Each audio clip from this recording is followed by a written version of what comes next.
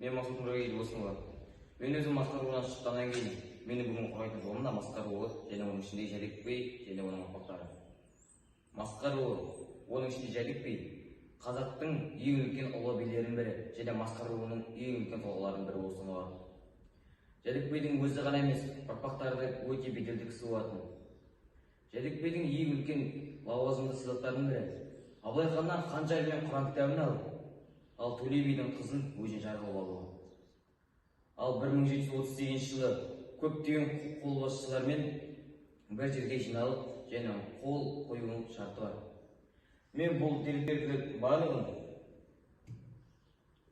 осы кітаптан алған Масақ Жәдік шежіресі осы кітаптан алған болатын. Бұл жерде масқаруының таңбалы тастары бейнеленген. Ал бұл жерде Жәдікбейдің немересі Керей бидің мөрі мен бұл жерде қолтаңбасы бейнеленген. Керей би ол да текті жерден болатын. Жәдікбейдің туған немересі және де ұлы беделді масқар руының басшыларының бірі болатын. Біз бұл жерде көріп тұрғанымызда Керей бидің неке куәлігі бейнеленген болып тұр. Масқар руынан тек қана билері ғана емес, ұлы лауазымды адамдар шықты. Мысалы, қазақ жерінің ең алғашқы мұғалімдерінің бірі Нұғман Залиев. Нұғман Залиев ол орыс жерінен білім алып, қазақ жерінен келіп мұғалім болған кісі. Тек қана мұғалім ғана емес, масқар руынан ұлы батырлар шықты. Бұл суретте көріп тұрғандарыңыздай Лаубай батыр бейнеленген. Ал бұл жерде Қарсақбай батыр бейнеленген. Қарсақбай батыр Қазақстанның көптеген қалалар мен масқар жерін жауға бермей сақтап қалған бірі болатын. Ал бұл жерде ең ұлы тұлғалардың бірі Аллажар батыр. Аллажар батыр дегеніміз ол орыс князының алдына барып, Төле руынан шыққан Қаратай Нұралыұлынан хан болуын талап еткен болатын.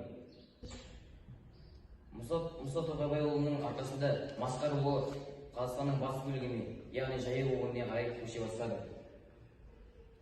Яғни менің қазіргі мақсатым Жәдікбейдің орналасқан мазарын табу және оның Абылай ханнан алған қанжары мен Құран кітабының қайда екенін табу, қай ұрпағында екенін білу. Мен осы ауылға келе Жәдікбейдің тікелей ұрпағы бар екенін білдім. Ол біздің ауылымыздың әкімі Мұрат Мақатұлы. Ол Жәдікбейдің тікелей ұрпағы болып саналады.